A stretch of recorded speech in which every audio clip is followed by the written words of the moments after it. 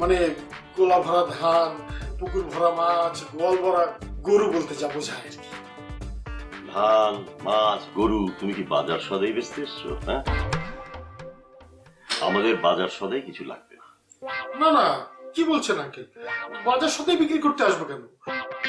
আমি আমার পরিচয়টা দিচ্ছিলাম আর কি।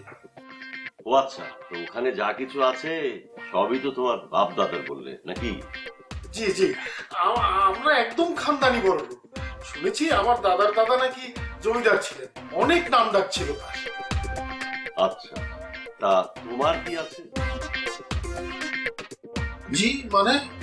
মানে বাংলাদেশে তোমাদের বিশাল বিশাল সয় সম্পত্তি আছে, তোমার দাদার দাদা জমিদার ছিল, বুঝলাম। তোমার কি আছে? জি মানে আছে তো, এগুলো সবকিছু তো একদিন আমার হবে। তাছাড়া এখানে আমি একটা বড় কোম্পানি চালাই।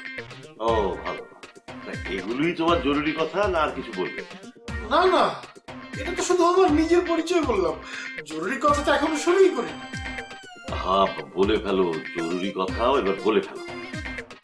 মানে আমি আসলে মীরা, মানে আপনার মেয়ে, ওনাকে খুব পছন্দ করি। মানে আমি মীরাকে ভালোবাসি। আমি জানি উনিও আমাকে পছন্দ করেন। আমি ওনাকে বিয়ে করতে চাই।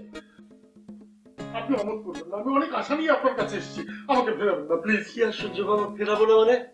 আপনি বিশ্বাস করেন, আমি আপনার মেয়েকে সকল সুখ, পৃথিবীর সকল সুখ এনে দেবো, কোনো কিছু কমতি রাখবো না। আপনি শান্ত হন তো, বসুন বসুন, আপনি শান্ত এখানে বসুন তো, বসুন বসুন বসুন, হ্যাঁ বসুন। দেখুন, আপনি ভুল করছেন, ভুল করে অন্য কোনো মীরার বাসায় চলে এসেছেন। জি? হ্যাঁ, আমার মেয়ে মীরা, সে বিবাহিত, আর এটা তো তার জামাইয়ের বাড়ি।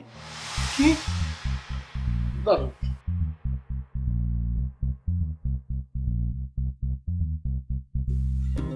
এই যে এই যে এই মীরার কথা বলছি। হ্যাঁ, এটাই তো মীরা, মানে আমার মেয়ে। কিন্তু আমার মেয়ে তো বিবাহিত। বাপও কি মেয়ের মতো মতো করছে?